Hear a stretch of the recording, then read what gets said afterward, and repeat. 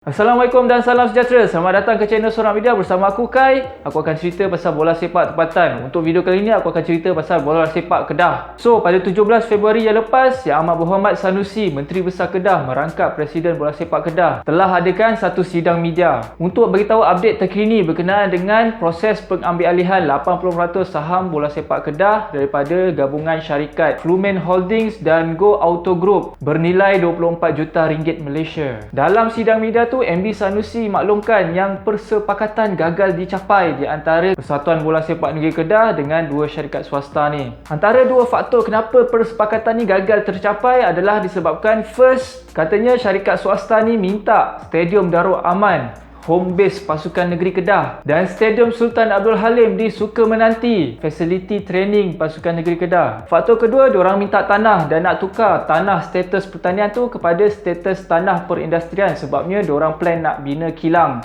dan juga fasiliti bola sepak negeri Kedah. Sejujurnya lepas aku baca artikel sidang media tu, aku macam bersetujulah dengan keputusan yang dibuat oleh MB Sanusi. Gaya MB Kedah ni cakap macam perjanjian ni berat sebelah, hanya berpihak kepada syarikat swasta tersebut. Nampak macam syarikat swasta ni nak mempergunakan pasukan Kedah demi kelangsungan bisnes diorang. Tapi aku lupa yang seorang menteri besar merupakan seorang ahli politik, dan biasanya ahli politik ni pandai putar. Sebab keesokan harinya Tauke Flumen Holdings Ahmad Syaizwan telah membuat satu kenyataan yang panjang lebar di status FB beliau berkenaan dengan kes ni lah. Daripada side syarikat swasta ni pula, katanya kenyataan di sidang media oleh MB Kedah tu agak mengelirukan. Kata Tuan Syaizwan ni, ya memang betul diorang minta tanah, tapi bukan minta tanah free-free, diorang nak bayar. Diorang open untuk discuss harga, lokasi dan cara nak bayar untuk pembelian tanah ni. Katanya perbincangan awal dengan MB Sanusi dah meluluskan permohonan diorang untuk membeli tanah milik Perbadanan Kemajuan Negeri Kedah yang berkeluasan 300 ekar di Sungai Petani. Tanah ni memang bertujuan untuk bina satu kilang automotif dan 240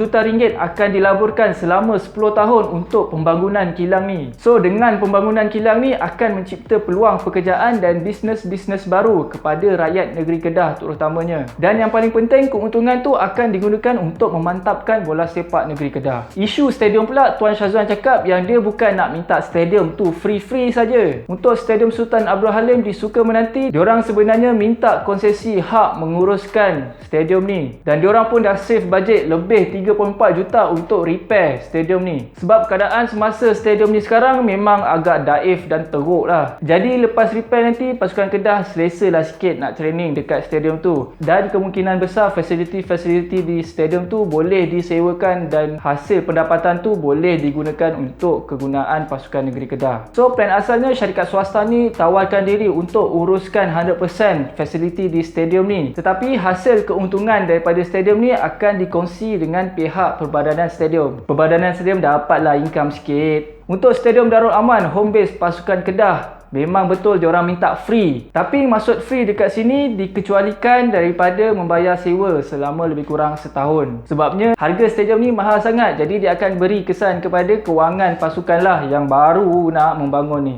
Nanti bila kewangan pasukan dah stabil, bolehlah diorang start bayar sewa, ataupun mungkin masa tu diorang dah ada stadium sendiri. Bukan nak minta Stadium Darul Aman tu free-free je dan guna ikut suka kepada bapak diorang. Cuma yang membuatkan Tuan Syaizwan ni geram lagi dengan kenyataan MB Sanusi ni, MB cakap bab-bab stadium ni kena bincang dengan pihak Perbadanan Stadium Negeri, sebab itu harta orang lain, bukan harta bola sepak negeri Kedah. Tapi masalahnya MB Sanusi itulah pengurusi Perbadanan Stadium Negeri ni. So nak bawa ke siapa lagi isu ni?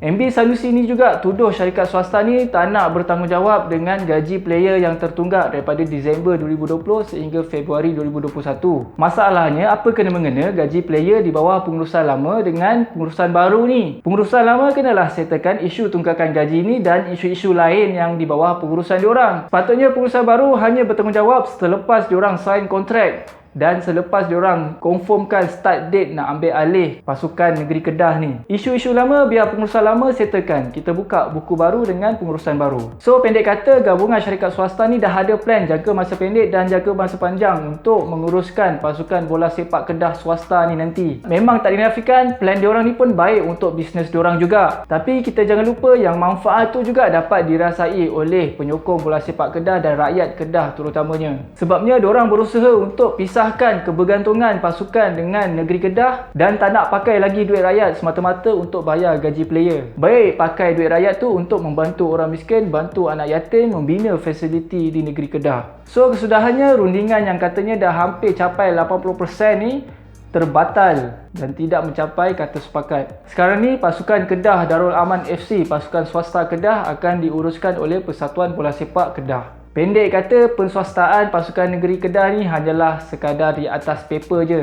Nampak macam wayang je lah. Sebabnya masih diuruskan oleh Persatuan Bola Sepak Kedah yang confirm akan guna duit kerajaan negeri Kedah. Duit korang lah semua tu. Cuma MB Sanusi cakap yang dia masih membuka peluang kepada mana-mana syarikat untuk melobi pasukan Kedah swasta ni. Daripada pihak Fluminense Holding dan Go Auto Group, Tuan Syaizuan cakap yang dia memang dah tak nak teruskanlah rundingan ni dan ucapkan all the best kepada mana-mana syarikat atau anak Kedah yang nak ambil alih pasukan Kedah swasta ni. Pasukan Kedah sekarang ni pun tengah desperate untuk cari sponsor sebabnya diorang ada hutang gaji berjuta-juta ringgit dan kemungkinan kelayakan diorang untuk bermain di peringkat AFC Cup akan ditarik disebabkan masalah tunggakan gaji ni. So fan Kedah, macam mana? Korang nak syarikat mana untuk ambil alih pasukan Kedah swasta ni?